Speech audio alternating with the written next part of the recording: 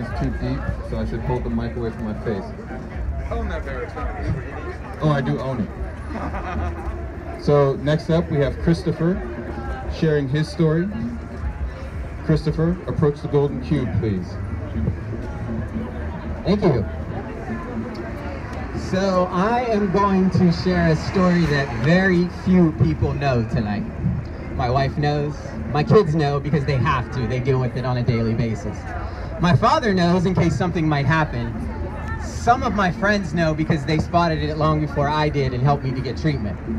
Most people see me like this. I'm the CEO of a nonprofit organization. I've worked hard to get to the top of my field. Some people see me as creative, often intensely so. Some people see me as reserved or aloof, depending on what condition I am at what time. Tonight, I want you to see me for the first time as someone that has bipolar disorder.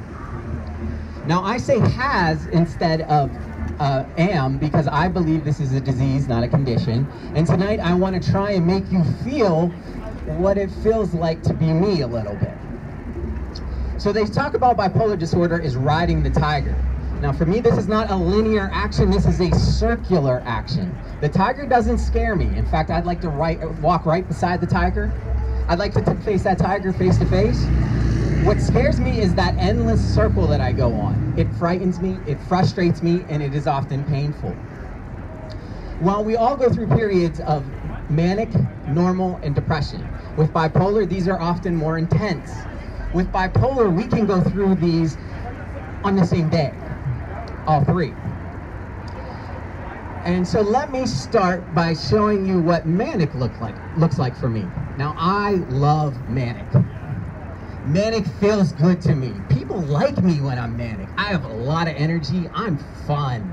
I'm creative. In fact, I like it so much that I fought treatment for many, many years because I did not want to give that up. So picture a tilt-a-whirl. And at a manageable speed, that's a really fun ride. But I like to speed it up. Because I see that tiger in front of me and I start to chase that tiger. And I go faster. And I go faster, and I go faster. And then I start not sleeping. And then I start not eating. And then I talk faster and I talk louder. And I go faster and I go faster and I go faster.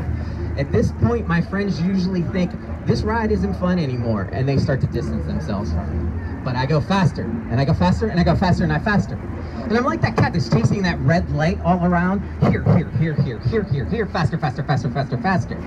At this point, I think, well, you know what? I'll write a novel. No, screenplay. No, you know what? I'll write 10, and I'll have them done tomorrow. Faster, faster, faster, faster, faster. This is a very dangerous place for an individual. They often call this hypermania. Now, hypermania means you feel invincible. So invincible that you think you might fly. And if you think you might fly, then you'll jump out of a window. Faster, faster, faster, danger, danger, danger. Now we often don't make it back from this period. But so far I have. I've made it back, once with a 3-day stay in the hospital. Now I have 3 ways to get off of that ride. The first is nice and easy.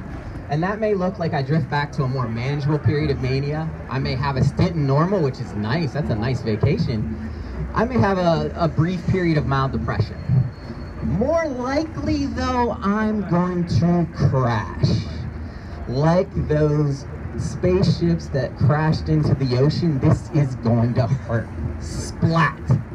Now, believe me, there is physical pain with bipolar disorder.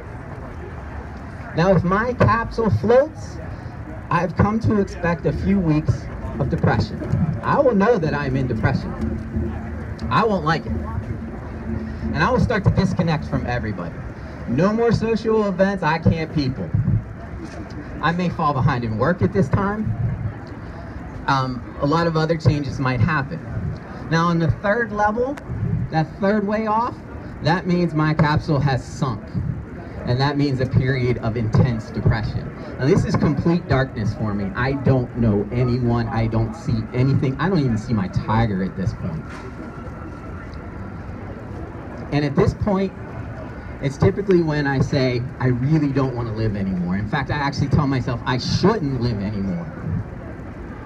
Now the way back up is often harder than that crash back down.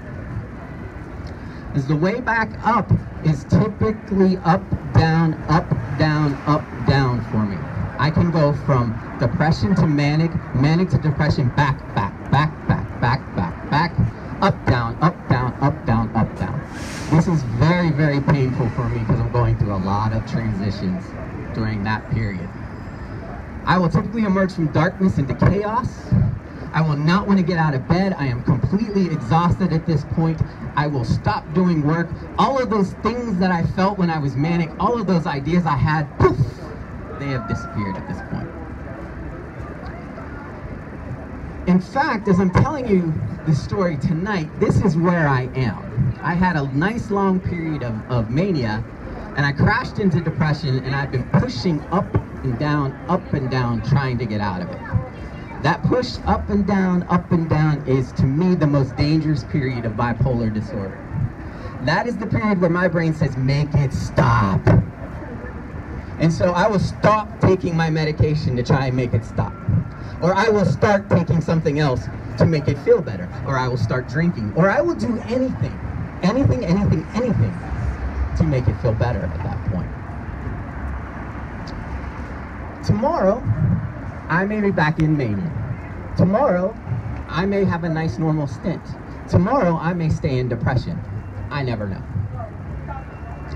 What I do know is I will be on that circle, and I will have an epic battle with that tiger, and that is what frustrates me to no end. And I want to do anything I can to break that circle. I want to do it for me. I want to do it for my family. I want to do it for the 5.1 million other people that are wrestling with their own tigers. And so that's why I was here tonight, to share this story and to come public for the first time with that diagnosis. Now let me show you my driver's manual. This is what they gave me to explain what I just explained to you. It's a joke, right? So I want to rewrite this manual together, and I think it starts tonight. So I want to thank McCoy Creative and the Cultural Trust and you for giving me that start tonight. Thank you.